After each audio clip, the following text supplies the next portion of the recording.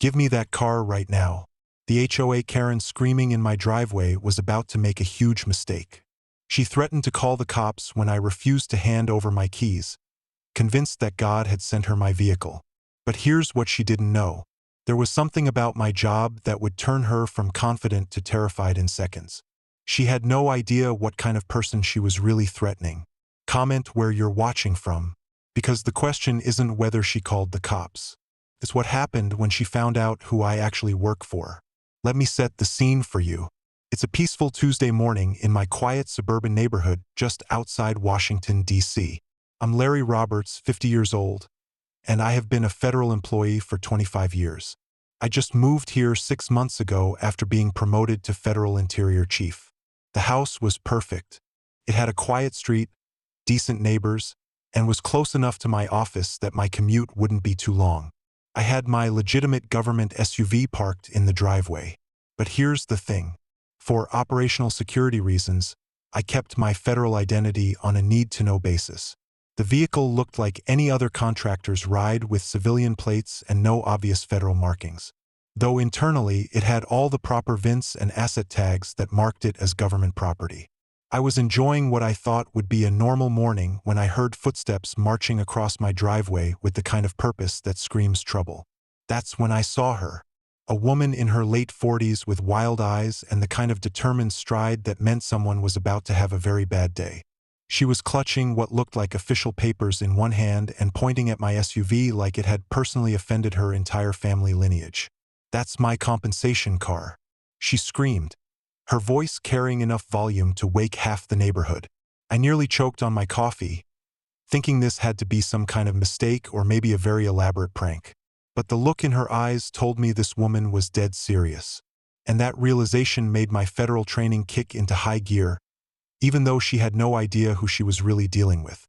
"Ma'am, this is my work vehicle," I said as calmly as possible, setting down my coffee mug with the deliberate control that comes from decades of dealing with difficult situations. But she wasn't having any of it. "God sent it to replace Mark's vehicle," she continued, her voice cracking with emotion. "Federal vehicle killed my husband."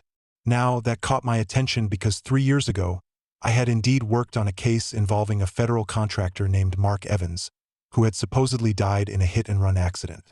The case file was burned into my memory because something about it never sat right. We found the contractor's vehicle abandoned near the Mexican border, but the body was never recovered, and the blood evidence was minimal at best. Standing there looking at this unhinged woman, I started connecting dots I really didn't want to connect. Give me that car as divine justice. Teresa Evans, because that's who this was, though I didn't know her name yet, continued her demands with the fervor of someone who genuinely believed she was on a mission from God. Her wedding ring caught the sunlight as she gestured wildly, and I noticed how worn thin it was from what must have been 3 years of constant twisting. This wasn't just anger. This was grief mixed with desperation. And that combination makes people dangerous in ways you can't predict. "Ma'am, I refuse to give you my car," I replied, keeping my voice level while my mind raced through the implications of what I was seeing. If this were Mark Evans's widow, and she genuinely believed her husband had been killed by a federal vehicle, then my showing up in her neighborhood with what looked like a government SUV was either the world's worst coincidence or karma's idea of a sick joke. The woman's face turned an alarming shade of red as she processed my refusal. "You refuse God's will," she shrieked, pulling out her cell phone with shaking hands. 911. "I need to report a man who refuses to give me my compensation car." I watched in fascination and growing concern as she proceeded to lie to emergency dispatch about the situation, claiming that God had sent her a justice vehicle and I was blocking divine will. The dispatcher must have been having the same kind of morning I was having because I could hear the confusion in their voice even from where I stood. While Teresa paced around my driveway, giving increasingly unhinged statements to the 911 operator, I noticed my neighbors starting to emerge from their houses like prairie dogs, sensing danger. Tom Riley from next door was already filming from his window. The guy had more security cameras than a casino and the nervous energy of someone who had seen too much neighborhood drama. I chatted with him a few times and learned he was some kind of former federal contractor, which explained why he kept giving my SUV suspicious looks even though he'd never said anything directly. There was also Mrs. Davis, an elderly woman across the street who I'd later learn was a retired federal employee, though at the time she was just watching everything with the kind of knowing smile that suggested she recognized something the rest of us missed. Then there was Maria, who lived 2 houses down and always seemed to clutch her purse nervously whenever Teresa's name came up in neighborhood conversations. When Officer Ryan Parker arrived 20 minutes later, I could tell he was the kind of rural jurisdiction cop who probably didn't deal with federal employees on a regular basis. He had that military bearing of someone trying to impress his way into a bigger agency. And when Teresa started showing him what looked like official HOA documents claiming she had seizure authority over my vehicle, I watched his confusion grow in real time. "Ma'am, citizens cannot commandeer vehicles," he told Teresa with the kind of patience that suggested this wasn't his first crazy call of the week. When he asked to see my registration, I handed over my contractor cover documents. Legitimate paperwork pre-ed by my agency for exactly this kind of situation. Though it made me feel dirty lying to a fellow law enforcement officer, Teresa's righteous conviction was something to behold. Standing there in my driveway, waving her fake papers and invoking both God and community authority, she genuinely believed she was fighting for justice. "Mark's spirit demands justice," she declared to Officer Parker, who was clearly wondering what he had done to deserve this assignment. "That car represents blood debt payment." I found myself actually feeling sorry for her. Grief can make people believe crazy things. And if she truly thought your husband had been killed by someone like me, who then escaped consequences, her anger made a twisted kind of sense. What she didn't know was that I had Mark Evans's case file memorized. And the truth about her husband's disappearance was going to be far more devastating than anything she could imagine. But what Teresa didn't know was that her beloved Mark had left behind something that would change everything. And I was the only person who had seen his real file. What do you think I should have done when I realized the truth about her husband's death? The next few days brought a masterclass in how grief and desperation can turn a normal person into a document-forging conspiracy theorist. Teresa had apparently decided that if the police wouldn't help her claim what she believed was rightfully hers, she'd create her own legal authority to back up her divine mission. I kid you not, this woman spent what must have been hours crafting the most elaborate fake legal documents I've ever seen outside of a federal fraud case. She used official community letterhead, biblical quotes, and enough legal-sounding language to confuse a first-year law student. The HOA divine compensation order she created looked like it came from someone who had binge-watched legal dramas while Googling property seizure laws. What really got me was watching the neighborhood's reaction to Teresa's newfound documentation. Tom next door was practically wearing grooves in his driveway from pacing back and forth, wiping his hands on that oil-stained rag he always carried. A nervous tic that got worse every time he looked at my SUV's government plates. The guy knew something was off about my contractor story. His background installing GPS systems for federal fleets meant he could spot the subtle differences in my vehicle that most people would miss. But he couldn't quite put his finger on what was wrong. And that uncertainty was eating at him. Meanwhile, Mrs. Davis kept giving me these protective little smiles whenever Teresa wasn't looking, like she was guarding some secret that would make everything clear if only she could share it. Maria's guilt was becoming visible to everyone. The woman had taken to clutching her leather purse like it contained state secrets. And every time someone mentioned Teresa's mounting legal expenses, Maria would physically flinch. I started putting 2 and 2 together about why a former HOA treasurer might be so nervous around financial discussions, especially when Teresa mentioned spending community money on legal printing costs and consultation fees. The math wasn't hard to do. Someone had been dipping into the community fund, and Maria knew exactly who and how much. When Officer Parker returned to investigate Teresa's latest complaints about my illegal vehicle occupation, he brought with him that same eager energy of someone hoping this might be his ticket to federal attention. Teresa presented her fake HOA documents with the confidence of someone who genuinely believed she'd found a legal loophole. And I watched Parker's face cycle through confusion, skepticism, and professional obligation. "Ma'am, these documents seem unusual," he said, studying the papers with the kind of careful attention that suggested he knew something was wrong, but couldn't articulate what. "HO don't typically have vehicle seizure authority." But Teresa was ready for that objection. My husband's blood demands justice, she declared with the fervor of someone who had been rehearsing this speech in front of Mark's memorial photo for days. And yes, she had created a full shrine to her dead husband. Wedding pictures, candles, and what I later learned was a fake death certificate that looked convincing enough to fool anyone who wasn't specifically looking for fraud indicators. She'd stand in front of that shrine every morning talking to Mark's picture like he was giving her guidance on her mission to reclaim what the government owed her. The woman had convinced herself this wasn't theft or harassment. This was divine justice with legal backing. Here's what really got under my skin. Teresa's moral justification for everything she was doing. She'd created this entire narrative where I was some low-level government contractor who was part of the same system that had killed her husband and then covered it up. In her mind, taking my car wasn't stealing. It was reclaiming compensation that she'd been wrongfully denied. She'd tell anyone who would listen about how federal employees and contractors were all part of a machine that destroyed families and then hid behind immunity and bureaucracy. The crazy part was, if you didn't know the real story about Mark Evans, her anger almost made sense. The community was splitting along predictable lines. Mrs. Davis would nod politely at Teresa's rants, but shoot me encouraging looks when she thought no one was watching.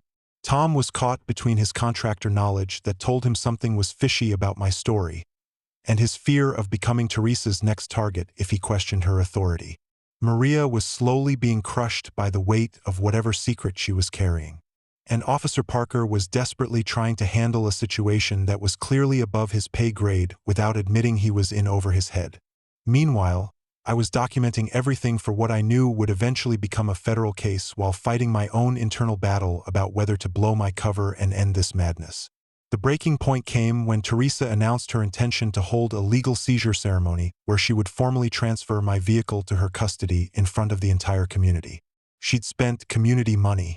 Maria's guilty purse clutching confirmed this on printing official-looking transfer documents and even hired what she claimed was a legal observer to witness the proceedings.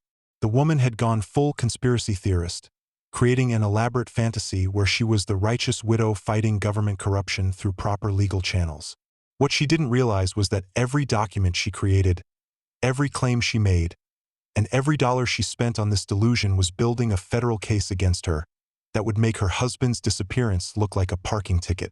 But Tom was about to make a discovery that would either save Teresa from destroying her life completely or shatter her world forever.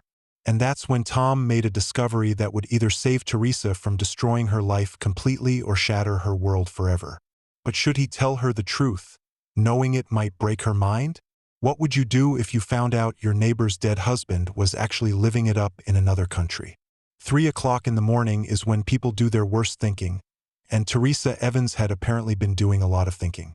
Tom's security cameras, and the guy had more surveillance equipment than a federal building, caught the whole thing in high-definition detail. There she was, standing in my driveway in her pajamas and a winter coat, talking to my SUV like it was personally responsible for every tragedy in her life. But this wasn't just talking. This was a full-scale conversation with what she believed was divine guidance. And the conversation was telling her to take direct action. The spray paint can hiss in the darkness as Teresa carefully wrote blood debt across my SUV's driver's side door in dripping red letters. But here's what made it even more disturbing. She was crying while she did it. "This is for you, Mark," she whispered to the night air, her voice carrying clearly on Tom's audio feed. "Same car type that took you from me. Now it pays the price." She moved with the careful deliberation of someone following a script, puncturing both front tires with a kitchen knife while reciting what sounded like a prayer. The methodical way she smashed my side mirror with a hammer told me this wasn't a crime of passion. This was a planned operation that she'd convinced herself was morally justified. What really got me was the dollar amount of damage she was doing without realizing it. $4,200 worth of destruction to federal property, all caught on camera with audio of her confessing to her motives. But in Teresa's mind, this wasn't vandalism. This was justice. She was claiming compensation that she believed the government owed her, marking territory that she felt belonged to her by divine right. The woman had created such an elaborate mental framework to justify her actions that she genuinely believed she was performing a sacred duty rather than committing federal crimes. When I discovered the damage the next morning, my first thought was professional. This woman had just escalated from harassment to felony destruction of government property. My second thought was human. She was in so much pain that she'd convinced herself destroying my car would somehow honor her husband's memory. Standing there looking at the spray paint still wet in the morning dew, I felt that familiar federal employee mixture of duty and compassion that makes this job both rewarding and heartbreaking. I had to report this to my agency security office. But I also knew that once federal investigators got involved, Teresa's world was going to implode in ways she couldn't imagine. Tom's discovery happened purely by accident, but it changed everything. The guy was reviewing his overnight security footage, probably hoping to catch whoever had been stealing packages in the neighborhood when he stumbled across something that made him nearly drop his coffee mug. Mark Evans' Federal Witness Protection Program. He read from his computer screen, his hands already reaching for that nervous rag in his pocket. Death faked. Currently living in Guadalajara, Mexico, under the identity Marco Valdez. Tom stared at the database information for a full 5 minutes before the implications hit him like a freight train. The woman next door had been mourning a living man while committing federal crimes in his memory. Here's where Tom's moral crisis got interesting. The guy knew that Teresa was planning something bigger. She'd been talking about a final justice ceremony and had mentioned hiring a tow truck for what she called legitimate property recovery. He also knew that if she followed through on her plans, she'd be committing federal crimes that would land her in prison for years. But telling her the truth about Mark would destroy every belief she'd held on to for 3 years of grief. Tom spent the next 2 days wearing a groove in his carpet and going through enough hand rags to stock a mechanic shop, trying to decide whether truth or mercy was the more compassionate choice. The community dynamic was shifting in ways that made everyone uncomfortable. Mrs. Davis had started making pointed comments about people who don't know the whole story and how some folks in law enforcement deserve more respect than they get. Maria's guilty purse clutching had become so obvious that even Teresa noticed, though she interpreted it as nervous support for their legal battle rather than the crushing weight of embezzlement guilt it actually was. Officer Parker was dealing with his own crisis of confidence, knowing that this situation was beyond his training, but not wanting to admit he needed help from federal authorities. Meanwhile, I was walking a tightrope between my duty as a federal employee and my cover as a simple contractor. Every morning brought in new evidence of Teresa's escalating behavior. More fake legal documents, increasingly elaborate plans for property seizure, and now evidence of her practicing these seizure speeches in front of Mark's memorial shrine. The woman would stand there at 2 o'clock in the morning rehearsing what she'd say when she finally took possession of what she believed was rightfully hers.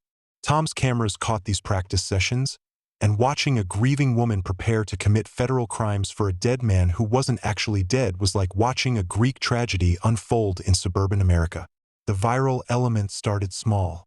Tom's overnight footage of Teresa's vandalism practice? Yes, she'd practiced on a neighbor's car the night before attacking mine, got shared in the neighborhood message group as weird behavior alert. But something about a woman in pajamas methodically destroying property while talking to invisible spirits struck people as both tragic and darkly funny. The video got shared beyond our neighborhood, picking up comments like, "Karen thinks she's divinely chosen," and suburban grief spiral caught on camera. Within 48 hours, Teresa's midnight confession to my SUV had been viewed by thousands of people who had no idea they were watching someone destroy their life in real time. Let me tell you what was going through my head during all this. 25 years of federal service teaches you to recognize when someone's about to cross a line they can't uncross. Teresa was building up to something big, something public, and something that would land her in federal prison if I didn't find a way to intervene. But my agency protocols required me to maintain cover until the subject committed a clear federal crime with undeniable evidence. I was essentially watching a woman walk toward a cliff while being legally prohibited from grabbing her arm until she actually jumped. The breaking point was coming fast. Teresa had booked a tow truck for what she called a community property recovery event, created live stream accounts to document her legal victory over government corruption, and started inviting local media to witness what she believed would be vindication of her 3-year fight for justice. She was planning to commit multiple federal felonies in front of as large an audience as possible, all while genuinely believing she was performing a righteous act that would honor her husband's memory.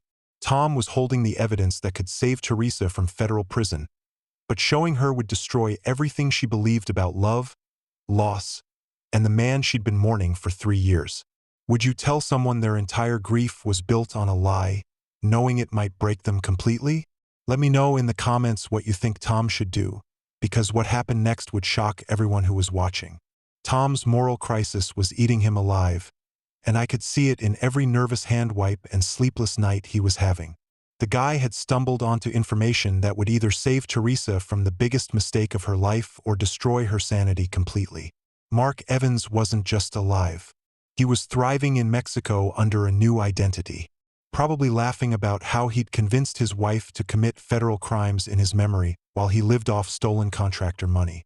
But Tom knew that revealing this truth would shatter Teresa's entire worldview right before she was about to live stream what she believed was her moment of divine justice. Meanwhile, Teresa was orchestrating what she genuinely believed would be the most righteous moment of her life. She had spent the last of her embezzled community funds. Yes, Maria's purse-clutching guilt was about $15,000 that had disappeared from HOA accounts over 18 months on hiring a tow truck driver and creating what looked like professional legal documentation. The woman had convinced herself that she was about to expose government corruption on a scale that would vindicate every widow who'd ever been denied justice by federal bureaucracy. She'd created social media accounts specifically for this event, promoted it as community property recovery when citizens fight back, and was expecting thousands of people to witness her triumph over the federal employee who'd been illegally occupying her compensation vehicle. The viral buildup was organic in that terrifying way that only internet drama can achieve.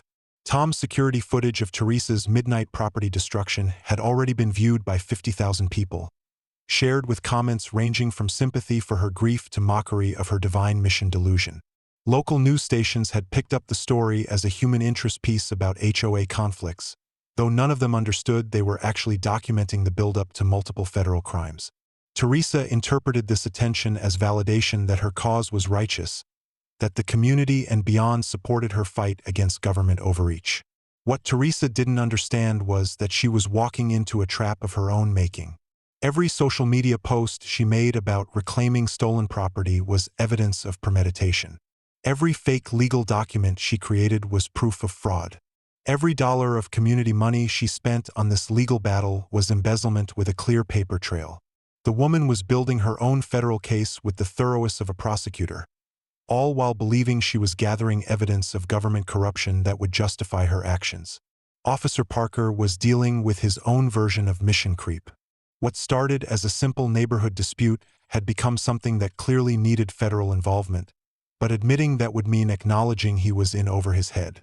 The guy wanted a federal law enforcement career so badly he could taste it, and part of him thought that handling the situation properly might be his audition tape for bigger agencies. But another part of him knew that one phone call to the right federal office would take this case out of his hands entirely, and with it his chance to prove he belonged in the big leagues. Mrs. Davis was playing her own quiet game, dropping hints about federal employee protection protocols and making comments about how some people don't realize who they're really dealing with. The woman had 40 years of federal service under her belt and could spot a federal employee from across a parking lot, which meant she'd recognize something about me that the others had missed. But she was also enough of a professional to know that blowing someone's operational cover could put them in danger. So, she limited herself to protective gestures and knowing smiles that said, "I see you and I've got your back." Maria's guilt was reaching critical mass. The woman couldn't sleep, couldn't eat, and couldn't look at Teresa's shrine to Mark without thinking about how community money had paid for the candles and flowers that surrounded his fake memorial. $15,000 might not sound like much to federal investigators, but to a small neighborhood association, it represented years of landscaping budgets and emergency repairs that would never happen. Maria knew that when the truth came out, and at this point it was when, not if, the entire community would know she'd been complicit in funding Teresa's descent into federal criminal behavior. The live stream setup was becoming a professional production. Teresa had recruited neighbors to serve as legal witnesses to her property recovery, hired what she believed was a legitimate legal observer to document the proceedings, and even arranged for local media coverage of what she was calling a victory for citizens' rights against government overreach. She'd practiced her speech dozens of times in front of Mark's memorial, rehearsing the moment when she would drive away in what she believed was rightfully hers, while the community cheered her courage in standing up to federal authority. Here's what was really getting to me: Teresa's complete conviction that she was about to become a hero. This wasn't a woman who knew she was breaking the law and didn't care. This was someone who genuinely believed she was about to strike a blow for justice that would inspire other victims of government overreach. She'd created an entire mythology around this moment where she would expose the truth about federal corruption, reclaim property that had been stolen from grieving families, and prove that ordinary citizens could fight back against a system designed to protect the powerful at the expense of the innocent. The technical preparation for her live stream was surprisingly sophisticated. Teresa had figured out multi-camera angles, backup streaming platforms in case her main account got shut down, and even created promotional materials that made her property recovery event look like a legitimate legal proceeding. She'd studied enough legal language to make her fake documents sound convincing to people who weren't lawyers, and she'd researched enough property law to create talking points that would sound reasonable to viewers who didn't understand federal vehicle regulations. Tom's decision point was approaching fast. He had footage of Mark Evans alive and well in Mexico, living under his new identity and apparently doing quite well for himself with whatever money he'd managed to steal and launder through his fake death. But he also had a front-row seat to Teresa's preparation for what she believed would be the most important day of her life. The woman was planning to commit multiple federal felonies while live streaming to thousands of viewers, all in memory of a husband who was probably going to watch her destruction from his comfortable Mexican retirement while sipping drinks paid for with money she didn't know he'd stolen. The perfect storm was assembling with the kind of inevitability that makes federal investigators both fascinated and horrified. You had a grieving widow planning to commit federal crimes for a husband who wasn't dead. A federal employee maintaining operational cover while watching felonies unfold in real time. A former contractor who knew enough about federal operations to spot problems but not enough about federal law to understand the full consequences. A retired federal employee trying to provide protection without blowing anyone's cover. And a rural cop desperately hoping this would be his ticket to the big leagues. All of this was building toward a live stream event that thousands of people would witness, creating the kind of viral content that investigators dream about for evidence purposes and human beings have nightmares about for moral reasons. The community dynamics were reaching their own breaking point. Neighbors who'd initially supported Teresa's fight for justice were starting to realize that her behavior had crossed lines that made everyone uncomfortable. The midnight property destruction, the obvious mental health crisis, and the increasingly elaborate legal theater were creating the kind of neighborhood tension that makes people start looking at real estate websites. But Teresa interpreted any hesitation or concern as evidence that people had been intimidated by federal authority, which only strengthened her resolve to prove that ordinary citizens could fight back successfully. But here's what no one expected. Not Teresa. Not the 15,000 viewers who had signed up for her live stream. Not even Tom, who thought he knew the whole story. I was about to drop not one but two truth bombs that would make Teresa's breakdown the most legendary meltdown in internet history. Which revelation do you think hit her harder? Learning I was a federal chief or discovering what her husband had really been doing all these years? The morning of Teresa's divine property recovery event arrived with that crisp autumn clarity that makes everything look like it's been filmed through an Instagram filter. By 7:30 a.m., my quiet suburban street had transformed into something between a block party and a public execution, with Teresa orchestrating what she genuinely believed would be the most righteous moment in modern American history. The woman had dressed like she was attending both a funeral and a wedding. Black dress, pearl necklace, and the kind of determined expression that suggested she was about to either save the world or destroy it completely. Tom was pacing his front yard like a caged animal, that nervous hand wiping now, accompanied by what looked like actual sweating through his third shirt of the morning. The guy was clutching his phone with Mark's database information like it contained nuclear launch codes. And honestly, given what that information was about to do to Teresa's psyche, that might not have been far from the truth.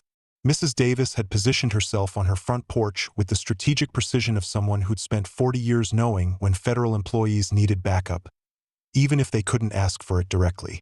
Officer Parker had arrived early, his military bearing even more pronounced than usual, as he surveyed what was clearly going to be either the most satisfying arrest of his career or the most spectacular mental health crisis he'd ever witnessed. Maria showed up looking like she was attending her own execution, that guilty purse clutching now accompanied by the kind of pale, sweaty desperation that comes from knowing your financial crimes are about to become very public very quickly. The neighborhood turnout was incredible. Teresa had promoted this event so heavily on social media that people from 3 different zip codes had shown up to watch what they thought would be either the most satisfying moment of community justice or the most entertaining breakdown they'd ever seen in person. She set up folding tables for her fake legal documents, positioned multiple cameras for optimal live stream coverage, and even created what looked like a professional legal proceeding, complete with designated seating for witnesses. "Ladies and gentlemen," Teresa announced to her growing live stream audience, her voice carrying that absolute confidence that comes from believing God is personally directing your actions. "Today, we witness what happens when ordinary citizens refuse to be intimidated by federal corruption." The comments were flying across her stream faster than anyone could read them. 15,000 people were tuning in to watch what they thought would be either epic justice or epic failure, and the energy was building like a hurricane making landfall. I was in my driveway washing my SUV, playing my role as the confused contractor who had no idea he was about to become the star of the most watched federal crime in social media history. But internally, I was running through every protocol I'd learned in 25 years of federal service about when to break operational cover, how to minimize collateral damage, and what kind of evidence would hold up in federal court when this inevitable disaster reached prosecution.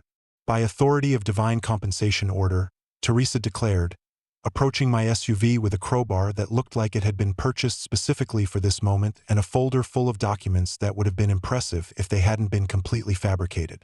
The live stream chat was going absolutely insane. 18,000 viewers were now watching in real time as a suburban widow prepared to commit multiple federal felonies, while explaining to the internet how she was striking a blow for justice against government corruption. She began prying at my car door while delivering what sounded like a prepared speech about federal employees and contractors being part of a machine designed to destroy American families and then hide behind bureaucratic immunity. Her performance was passionate, articulate, and completely detached from reality, which made it both compelling television and a genuinely heartbreaking human tragedy. The woman was broadcasting her psychological breakdown to thousands of strangers who were treating it like entertainment. Here's where I had to make the call that ended Teresa's delusions and probably saved her from even worse federal charges. "Everyone watching this needs to understand," I announced to the live stream audience, my voice carrying the kind of calm authority that comes from dealing with people who've crossed federal lines they don't understand. "She's committing federal crimes right now." The chat exploded with confusion and excitement as viewers tried to figure out why this supposedly helpless contractor suddenly sounded like law enforcement giving official warnings. Teresa paused mid-crowbar swing, something in my tone finally penetrating the divine mission focus that had been driving her behavior for weeks. That's when I pulled out my federal badge and credentials, holding them up to the cameras that were broadcasting this moment to 22,000 people who were about to witness the plot twist of the decade.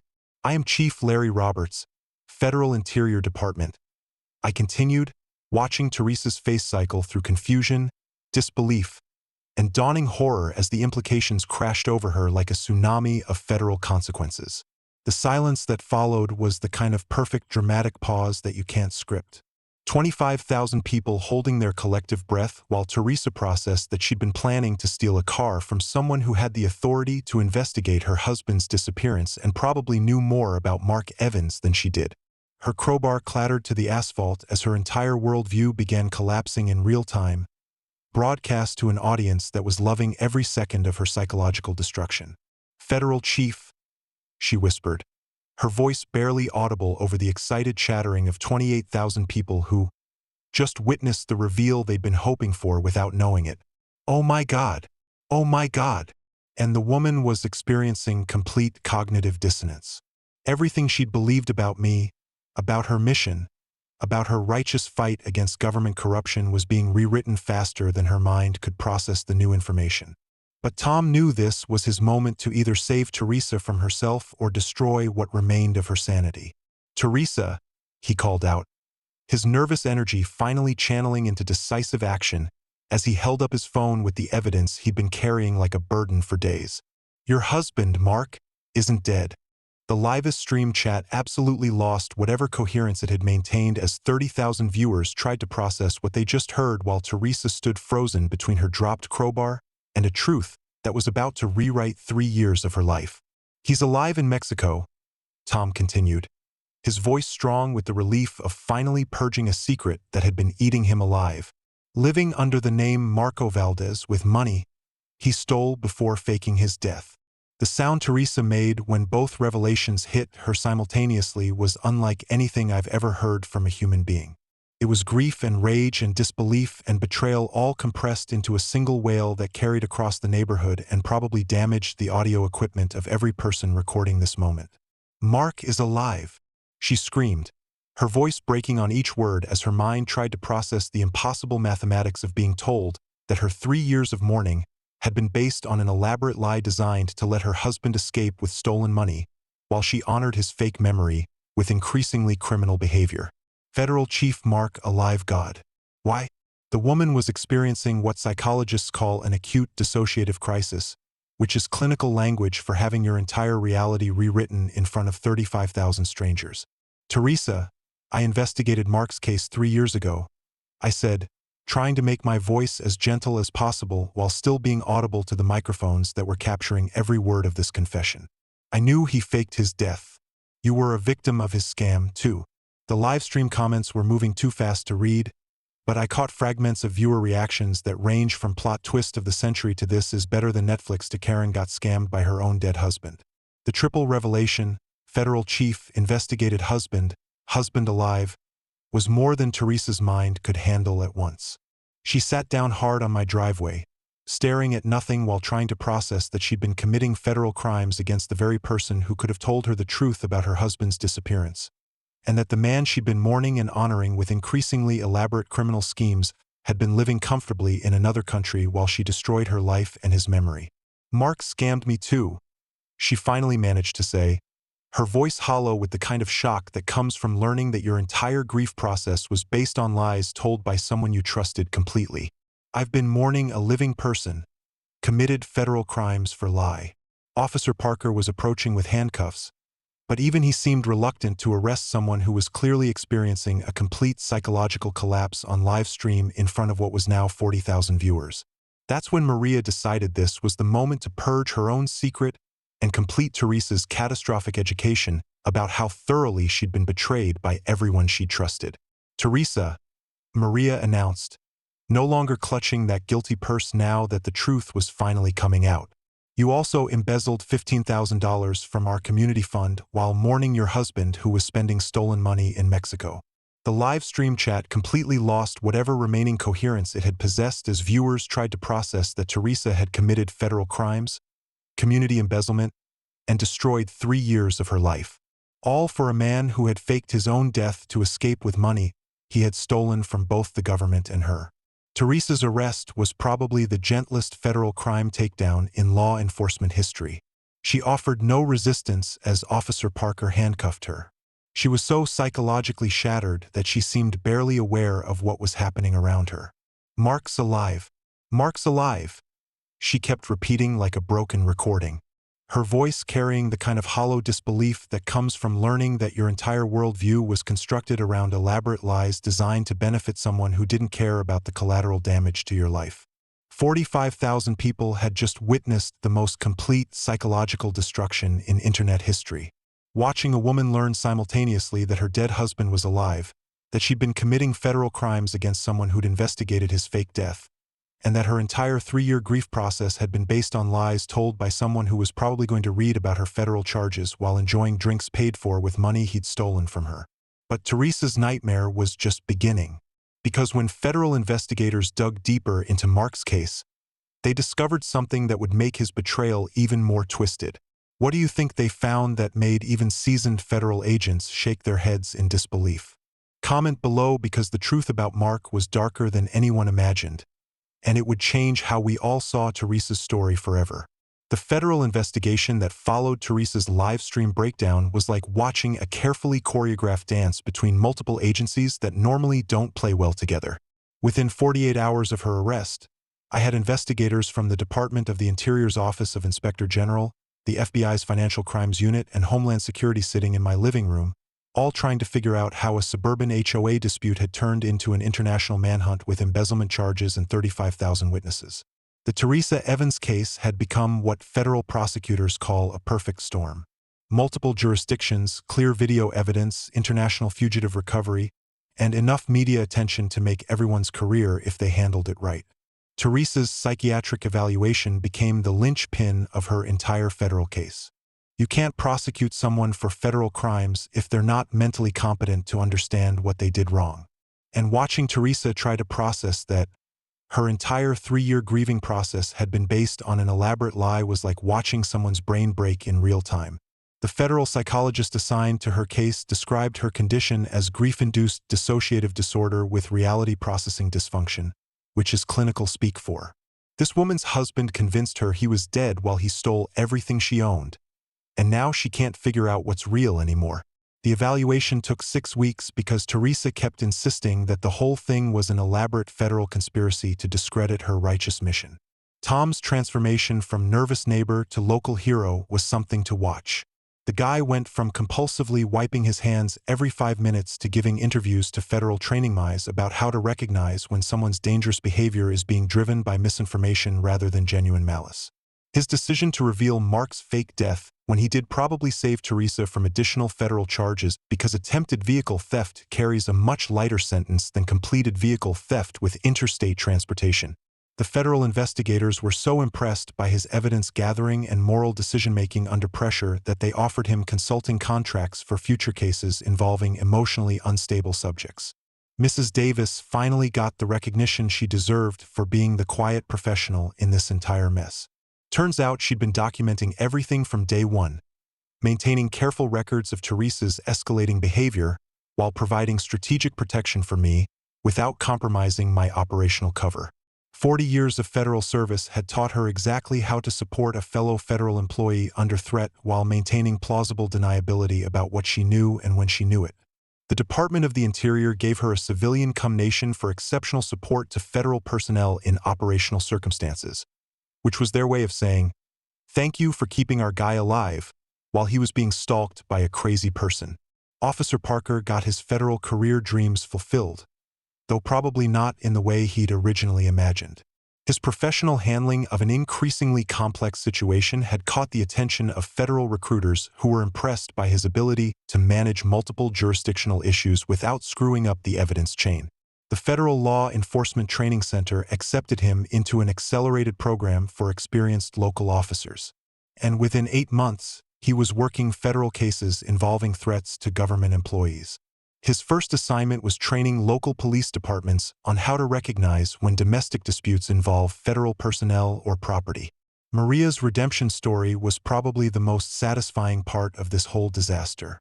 Once federal investigators understood that her embezzlement had been more about keeping community functions running, while Teresa was diverting legitimate funds to finance her grief-driven legal theater, Maria became a witness rather than a co-defendant.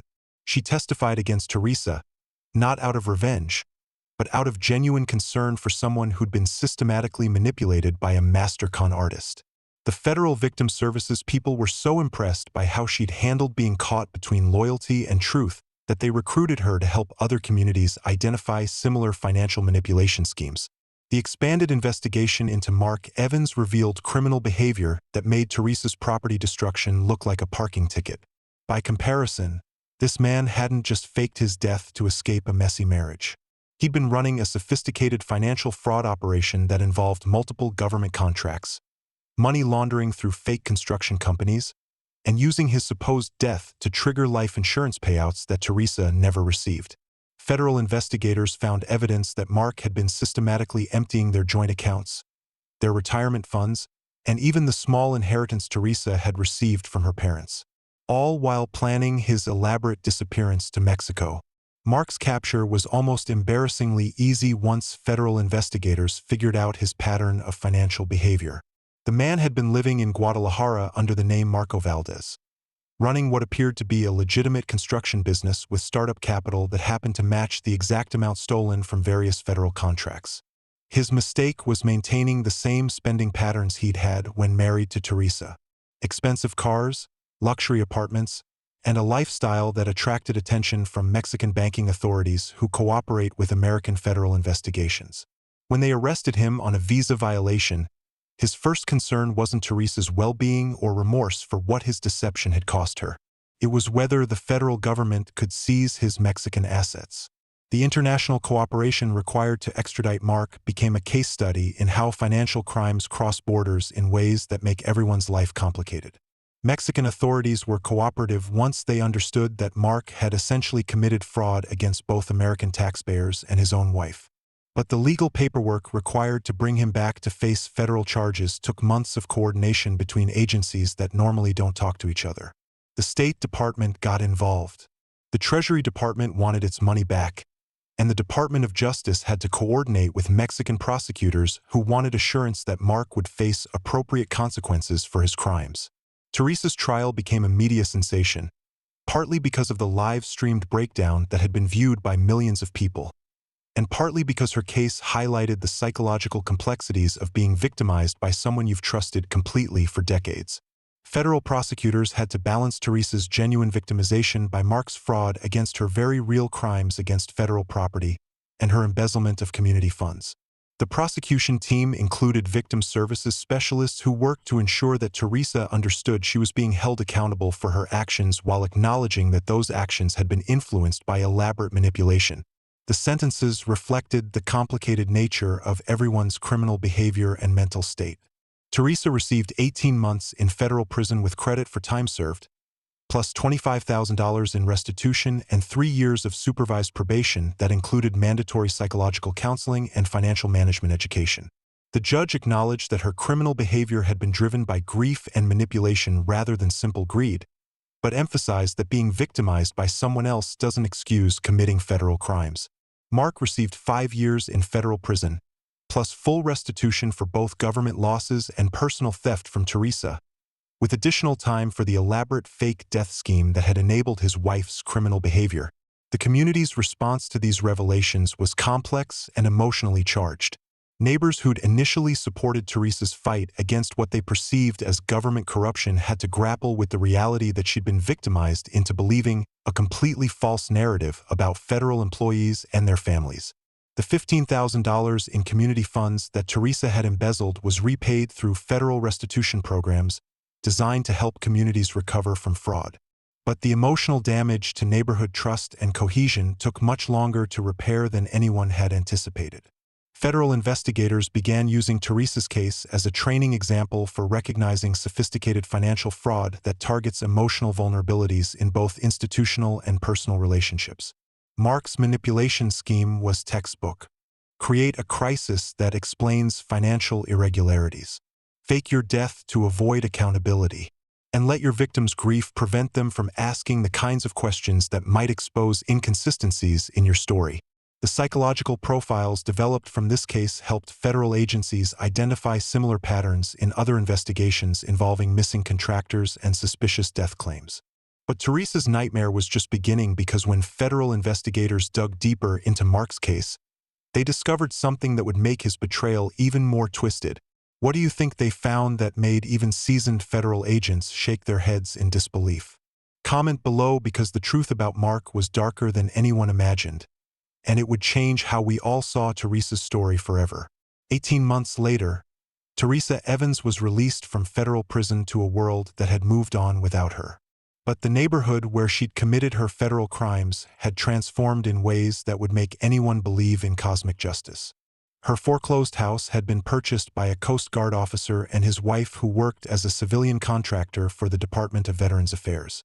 Their driveway now hosted 2 federal vehicles where Teresa's shrine to fake dead Mark had once stood. And they'd installed a tasteful American flag display where she used to practice her property seizure speeches. The daily routine of riding the city bus past her former neighborhood became Teresa's most consistent reminder of how completely her life had changed. Every morning on her way to her minimum wage job at a document scanning company, the only employment she could find with federal felony convictions on her record, she watched federal employees start their cars, check their mail, and live the normal suburban lives that she'd convinced herself were part of some vast conspiracy against grieving widows. The new owners of her house had even installed a small garden where Mark's memorial had been planted with flowers that bloomed year-round as a symbol of life continuing rather than remaining frozen in fabricated grief. Tom had become something of a celebrity in federal contractor circles.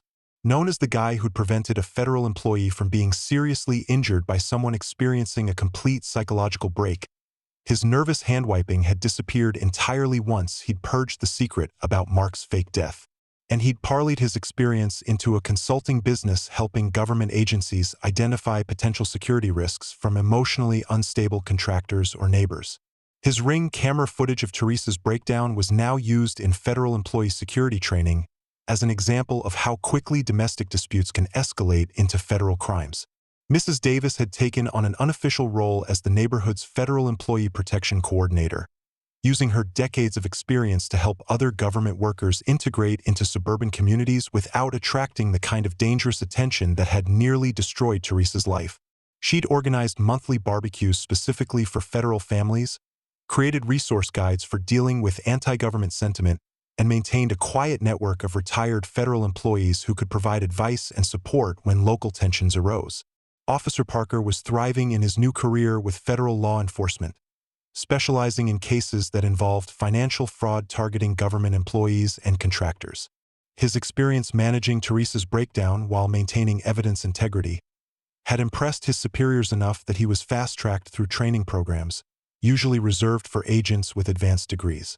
He still occasionally drove through his old patrol area, now as a federal agent, and he always made a point of checking on the neighborhood, where he'd learned that local police work could have national implications.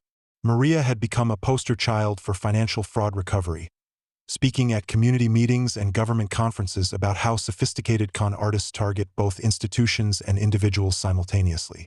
Her experience with Teresa's embezzlement had taught her to recognize the warning signs of financial manipulation, and she'd helped identify similar schemes in 3 other communities. The guilt that had once made her clutch her purse like a security blanket had been replaced by confidence that came from turning her worst experience into a tool for protecting others.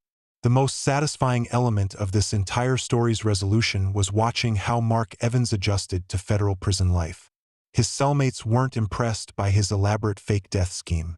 Financial fraud is common in white-collar prison units, but destroying your wife's mental health while stealing her inheritance money for your comfortable retirement makes you the kind of inmate that even other criminals find morally reprehensible. His daily routine included cleaning federal government vehicles as part of the prison's work program, a detail that federal prosecutors had specifically requested as poetic justice for the crimes that had been committed against my SUV. Teresa's attempts to rebuild her life were hampered by the internet's long memory and the viral nature of her breakdown.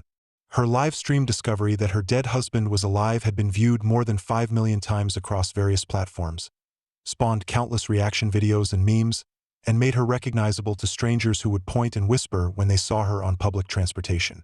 Job applications were exercises in futility when potential employers could simply search her name and find detailed accounts of her federal crimes, complete with audio and video's evidence of her psychological breakdown. The financial restitution process had wiped out every asset Teresa had accumulated during her marriage, including the house she believed was paid for with Mark's legitimate contractor earnings. Federal investigators had determined that nearly everything in her life had been purchased with money that Mark had stolen from various sources, making her both a victim of his fraud and an unwitting beneficiary of his crimes. The mathematical precision of federal asset recovery meant that Teresa ended up with exactly what she'd contributed to the marriage through her own legitimate employment, which after 18 years as a part-time retail worker, wasn't enough to rent a studio apartment in the neighborhood where she'd once owned a 4-bedroom house. The community had evolved beyond Teresa's absence, developing new traditions that subtly honored the lesson her breakdown had taught about the dangers of letting grief overcome rational judgment. The annual neighborhood barbecue now included a moment of recognition for federal employees and their families, acknowledging the service that people like me provide while also recognizing that we are human beings with lives and problems that don't deserve to be targeted by people who've been victimized by others. It was a mature response to a situation that had brought out both the worst and best impulses in everyone involved. My own life had settled into a routine that was both more cautious and more rewarding than before Teresa's intervention. The promotion that came from handling a complex federal crime case with minimal collateral damage had moved me to a position with better security protocols and more interesting challenges. The neighborhood dynamics had improved dramatically. Having your federal law enforcement credentials publicly verified in front of 30,000 witnesses tends to discourage future harassment from people who might otherwise see government employees as acceptable targets. The phone call that ended the story came on a Tuesday morning, exactly 2 years after Teresa's first demand for my compensation car. Chief Roberts, we have another HOA harassment case involving someone claiming divine authority over a federal employee's vehicle. The suspect says God told her the car belongs to her deceased husband. I laughed out loud, which probably wasn't the professional response my caller was expecting. Are we sure the husband is actually dead this time? I asked. Send Tom Riley to verify. He's become our expert on fake death detection. Some people never learn that before demanding someone give you their car, especially if it has government plates. You should probably verify that your divine mission isn't based on lies told by someone who's still alive and spending your money in another country. Here at the Silent Brave, we believe that every wild tale like this one echoes a deeper truth about human nature and the consequences of our choices. If this incredible journey of federal justice served ice cold brightened your day, smash that like button to let me know you enjoyed the ride. Thanks for joining me for another unbelievable story, and I'll see you next time when we explore another mind-blowing tale that proves truth really is stranger than fiction. Until then, keep listening for those echoes of justice in your own life.